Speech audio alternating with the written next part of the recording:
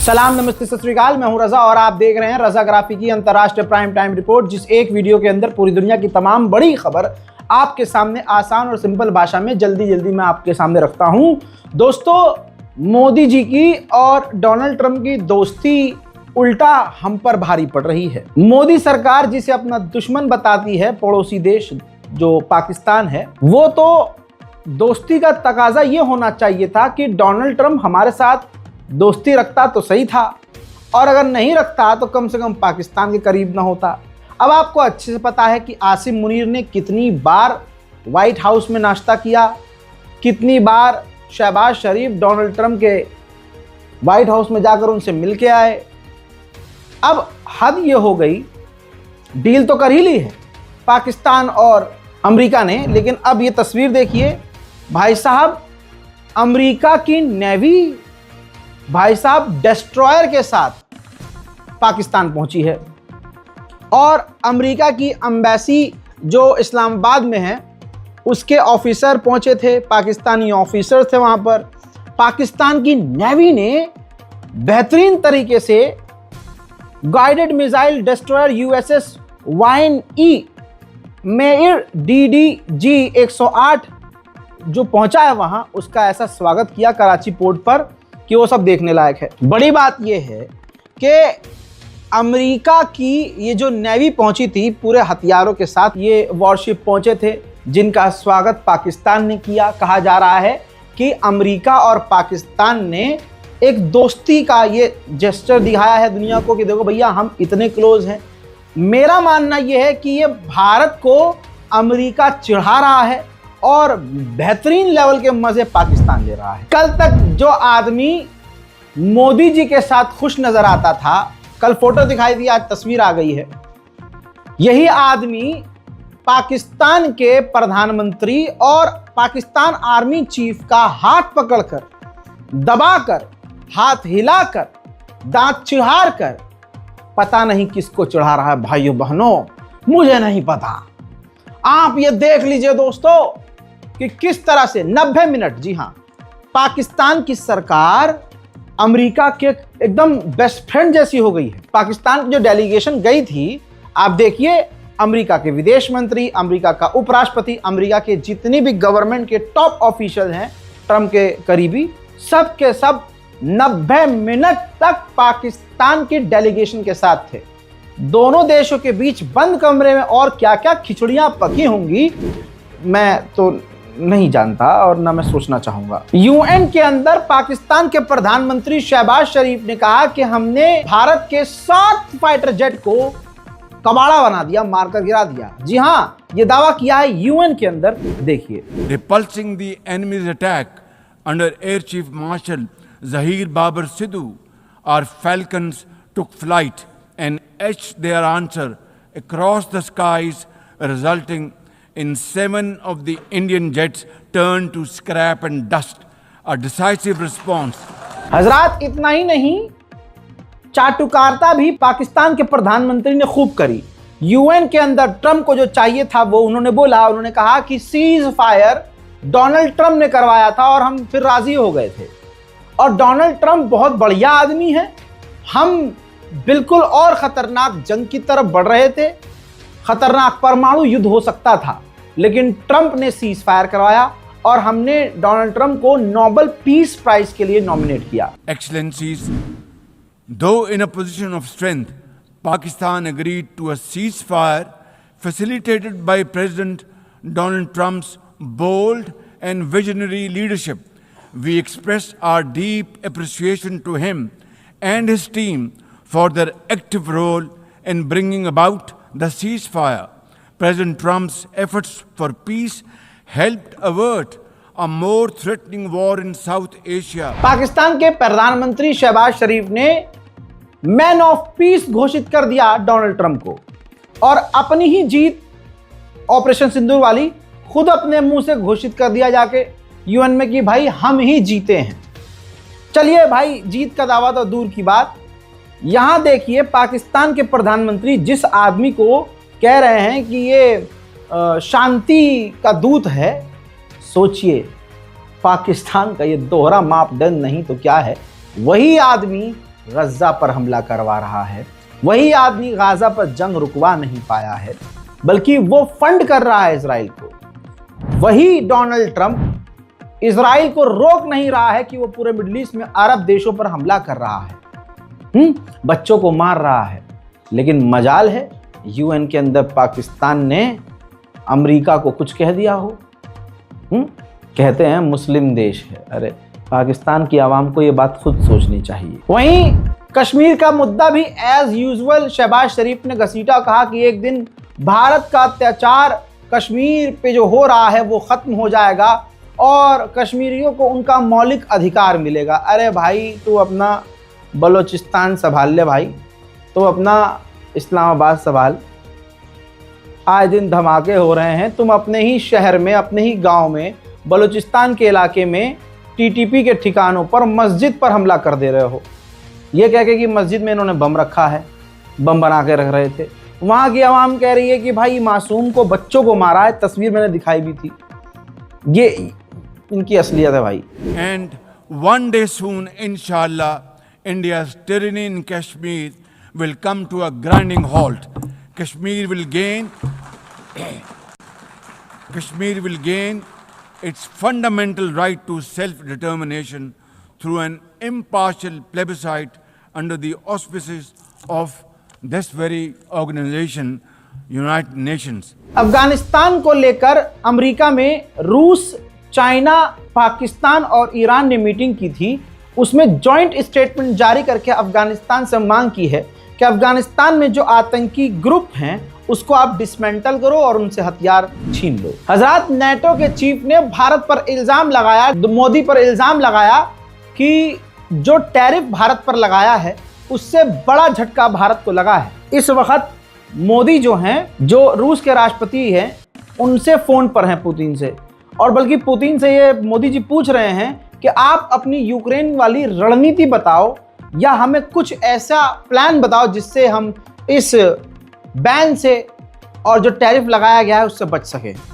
पहले ये इल्जाम सुनिए। Big ones. The second extension, the big one on India. Yes, The second but I'm talking extension. about on Russia. Yeah, but this immediately impacts Russia because that means that Delhi is now on the phone with Vladimir Putin in Moscow, and Narendra Modi asking me, hey, I support you, but again, could you explain to me this strategy because I have now been hit by these 50% tariffs by the United States. So सुन लिया दोस्तों। इसके बाद भारत के विदेश मंत्रालय के द्वारा इस बात को सिरे से खारिज कर दिया गया है कि नेटो का चीफ सिर्फ इल्जाम लगा रहा है, इसमें कोई सत्यता नहीं है। By NATO Secretary General Mr. Mark Rutte regarding a purported phone conversation between Prime Minister of India and President Vladimir Putin of Russia. This statement, let me clarify, is factually incorrect and entirely baseless. At no point has Prime Minister Modi spoken with President Putin in the manner suggested. No such conversation has taken place. हजरत मोहतरम, हमारा एक बेहतरीन fighter jet MiG-21 लगभग 63 साल बाद, तस्वीर देखिए, 63 साल बाद रिटायर कर दिया है। इनकी जगह अब और एडवांस फाइटर जेट मंगाए जाएंगे। इन्हीं फाइटर जेट ने 60 से 63 साल तक भारत के सुरक्षा की है, भारत की सीमाओं पर नजर रखी है और दुश्मनों के पसीने छुड़वाए हैं। यूएन के अंदर जब तुर्की ने कश्मीर का मुद्दा उठाया तो भारत ने तुर्की को जैसे का तैसा वाला खेल कर दिया। यूएन के अंदर भारत ने साइप्रस का मुद्दा उठा दिया और कह दिया कि यूएन के कानून के मुताबिक साइप्रस का हल होना चाहिए प्रॉब्लम, क्योंकि साइप्रस के एक बड़े इलाके पर तुर्की ने गैर कानूनी तरीके से कब्जा किया हुआ है और यूएन उसको अवैध मानता है। उधर अमेरिका भारत सरकार को पूरी तरह से प्रेशर में डाल चुका है। मोदी सरकार प्रेशर में है। अब अमेरिका ने, यानी डोनाल्ड ट्रंप की सरकार ने क्लियर कह दिया है, अमेरिका और भारत की ट्रेड डील की चाबी रूस का तेल है। आप रूस से तेल लेना बंद करो तब आगे बातचीत होगी। अफगानिस्तान में जलजला यानी भूकंप आया था तो भारत ने चाबहार पोर्ट का इस्तेमाल करके अफगानिस्तान को मदद भेजी है। आप देख रहे हैं, उसी चाबहार पोर्ट पर अमेरिका ने पूरा बैन लगाया है। लेकिन फिर भी भारत ने उसी चाबहार पोर्ट का इस्तेमाल करके अफगानिस्तान को मदद पहुंचा दी है। भारत सरकार ने खुद कबूला है कि 27 भारतीय नागरिकों को रशिया ने जबरदस्ती अपनी सेना में शामिल किया है। अभी कुछ दिन पहले मैंने यह मुद्दा उठाया था कि एक उत्तराखंड का विद्यार्थी जो बेचारा वहां पढ़ने गया था, उसको भी जबरदस्ती सेना में शामिल किया गया। अल्लाह जाने वो जिंदा है या मारा गया। हजरात, अब यह मुद्दा मोदी सरकार ने उठा दिया है और रशिया से सीधे सीधे मांग की है कि उन 27 भारतीय नागरिकों को तुरंत भारत भेज दे।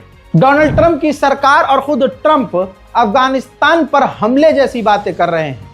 डोनाल्ड ट्रंप ने जब से यह मांग की है कि अफगानिस्तान के अंदर जो हमने अपना बेस बनाया था, अफगानिस्तान वो हमें लौटाए और वहां पर हमें तैनात होने दे, इसके बाद गर्मा गर्मी का माहौल इस कदर बन गया कि जब तालिबान ने जवाब दिया कि ऐसा नहीं होगा, तो अमेरिका ने फिर उल्टी सीधी बातें कर दी। मैंने सुनाया भी था बयान आपको कि अमेरिकी डोनाल्ड ट्रंप का एक एनवॉय है, करीबी है, नेता है, उसने कहा था कि ये जो डोनाल्ड ट्रंप ने बोला है, इसका मतलब ये है कि अमेरिका हजारों सेना के साथ अफगानिस्तान में घुसपैठ कर सकता है। अब इसके बाद ताज़ा रिपोर्ट आपकी स्क्रीन पर है। तालिबान के लीडर्स ने टॉप ऑफिशियल्स की मुलाकात रखी है, मीटिंग करी है बगराम बेस के लिए, और अब तालिबान की सरकार स्ट्रेटजी बनाना शुरू कर चुकी है कि अगर अमेरिका ने हमला किया तो करना क्या है। लीजिए दोस्तों, इसी के साथ चाइना का टिकटॉक अमेरिका का हो गया है। अमेरिका के अंदर जो यहूदी कंपनीज हैं उन्होंने खरीद लिया है। $14 बिलियन की ये डील हुई है और इसी के साथ टिकटॉक अब अमेरिका का यानी यहूदियों का हो गया है। यह बात क्लियर है कि वेनेजुएला अमेरिका से अकेला लड़ नहीं सकता और वेनेजुएला को बचाने कोई आ नहीं सकता। अब वेनेजुएला के राष्ट्रपति ने मजबूरी में अमेरिका के आगे ऑफर रख दिया है कि हम आपके साथ मिलकर जो तस्करी कर रहे हैं, जो ड्रग सप्लाई कर रहे हैं, उन गैंग्स को पकड़ने और पकड़वाने में आपकी मदद करेंगे। वहीं अमेरिकी अखबार द वॉशिंगटन पोस्ट ने दावा किया है कि रशिया चीन की मदद कर रहा है ताइवान पर हमला करने के लिए। अमेरिका के अलास्का के इलाके में अचानक से, तस्वीर देखिए, रूस के परमाणु बॉम्बर पहुंच गए, जिसके बाद अमेरिका के फाइटर जेट ने उन्हें इंटरसेप्ट किया, यानी उनको घेरा और उनको वार्निंग देकर चारों तरफ से घेर कर अलास्का के इलाके से बाहर छोड़ के आए। अच्छा भाई, यूक्रेन और रूस की जंग का अपडेट यहां दे दूं आपको। यूरोपियन देशों में आजू बाजू में जो रूस के फाइटर जेट घुस रहे हैं, इसमें जो सारी दादागिरी है वो रूस की है, बिल्कुल निष्पक्ष बता रहा हूं। एक तो इसके फाइटर जेट खुद दूसरे देशों में घुस रहे हैं और अब उसने धमकी दी है, रशिया नहीं, कि अगर हमारे फाइटर जेट को मार गिराया नेटो ने तो यह ऐलान होगा जंग का, याद रखना। हजरात, उधर यूएन के अंदर रूस के विदेश मंत्री सरगेई लावरोव ने कह दिया कि यूरोपीय यूनियन और नेटो ने हमारे खिलाफ जंग छेड़ दी है, वो सीधा जंग में है और ये जंग का ऐलान है। руками которой НАТО и Евросоюз объявили уже моей стране настоящую войну и прямо в ней участвуют. В этом же अगर मैं आपको रूस और यूक्रेन का अपडेट दे रहा हूं तो इसका सीधा मतलब यह है कि मामला गर्म हो गया है, बढ़ गया है। अभी तक जो दूर तक मार करने वाले खतरनाक हथियार अमेरिका यूक्रेन को नहीं दे रहा था, अब डोनाल्ड ट्रंप की सरकार राजी हो गई है लॉन्ग रेंज की खतरनाक मिसाइलें और हथियार यूक्रेन को देने के लिए। हजरात, यूक्रेन के सैनिक का एक वीडियो सामने आया है, तस्वीर देखिए। रूस का ड्रोन बिल्कुल करीब आ गया था।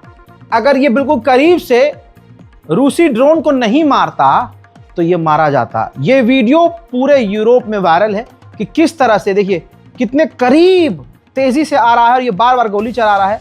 ये देखिए, अगर सटीक निशाने पर ना लगती गोली और ड्रोन तबाह ना होता तो ये जिंदा ना होते। जंग बड़ी खतरनाक चल रही है। इस तस्वीर को देखिए, रूसी मीडिया ने जारी किया है, जिसमें रूस ने यूक्रेन का एक समुद्री ड्रोन तबाह किया है। एक इंटरव्यू में ये देखिए, रूस के राष्ट्रपति बेलारूस ने कहा कि अभी भी पीस डील टेबल पे है, यूक्रेन आए और डील कर ले, और अगर ऐसा नहीं किया तो रशिया पूरे यूक्रेन पर कब्जा कर लेगा। उधर रशिया और बेलारूस के करीब बॉर्डर पर ये देखिए आग लगी है। अभी ये कंफर्म नहीं है कि ये हुआ क्या, लेकिन कहा यह जा रहा है कि ये यूक्रेन का ड्रोन हमला है। उधर रूस ने जो ईरान के शाहिद ड्रोन को कॉपी किया है वो बड़े कामयाब साबित हो रहे हैं।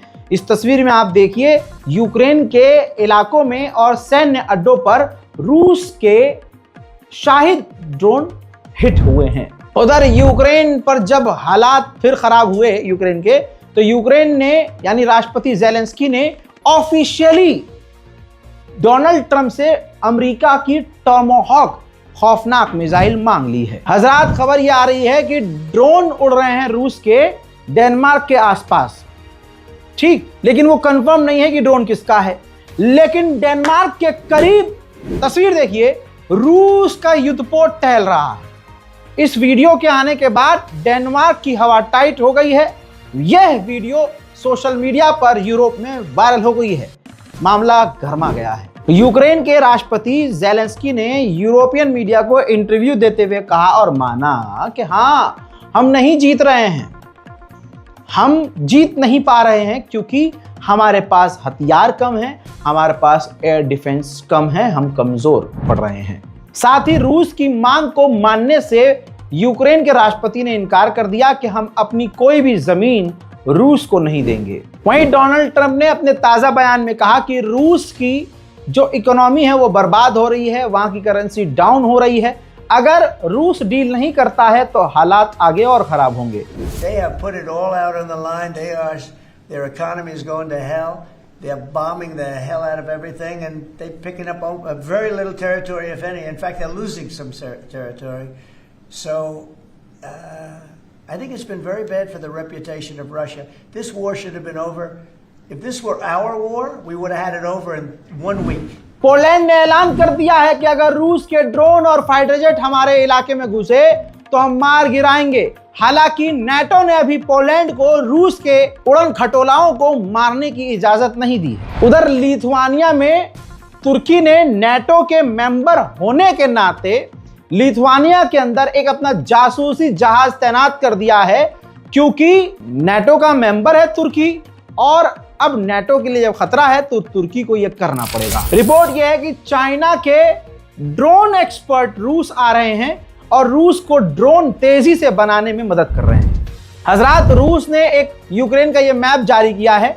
जो एरिया आप जो ऑरेंज और डार्क ऑरेंज नजर आ रहा है, ये यूक्रेन के ये हिस्से जो हैं रूस के कंट्रोल में हैं। अब कोई अंडवा यूं ना कहते कि भाई भगवा रंग का है, देखा तो यहाँ पर तो हिंदू राष्ट्र बन गया। ज़ेलेंस्की ने कहा कि अगर हमारे पास लंबी रेंज की मिसाइलें आती हैं तो हम उसका इस्तेमाल करेंगे। ये जंग खत्म अगर हो गई तो खत्म होते ही जंग मैं रिजाइन दे दूंगा और चुनाव करवाया जाएगा। रूस के खिलाफ फ्रांस ने भी बयान जारी किया और इमैनुअल मैक्रोन ने चैनल पर साफ कह दिया है कि ऐसा लग रहा है कि रूस नाटो का सब्र चेक कर रहा है। I mean, they are testing our limits, and it's just a test, so we're not going to open fire. I mean, they are testing our limits, and it's just a test, so we're not going to open fire. उधर NATO ने unofficially, जब NATO के काफी बड़े बड़े लोग हैं, उन्होंने अनऑफिशियली अंदर ही अंदर रूस को मैसेज दे दिया है कि अगर आपके फाइटर जेट हमारे यहाँ घुसे तो हम उनको गिराने के लिए तैयार हैं। वहीं रशिया के एम्बेसडर जो फ्रांस में हैं, उन्होंने कहा है कि अगर नाटो ने हमारे फाइटर जेट गिराए तो फिर खौफनाक जंग होगी। En tout cas, s'il y avait un avion russe qui franchissait l'espace aérien de l'OTAN, vous avez entendu Trump, il faudrait l'abattre. Si on abattait un de vos avions, quelle serait la réaction de la Russie? То будет война. Bah, ça serait la guerre. То будет война. Ça serait la guerre. А что еще можно? Comment Même si on c'est peut vous le qui qualifier franchissez- autrement? même si c'est vous qui हजरात, फिलहाल के अंतर्राष्ट्रीय prime time report में इतना ही। इस report को share कीजिए, channel को सब्सक्राइब कीजिए और दुआओं में याद रखिए। जय हिंद।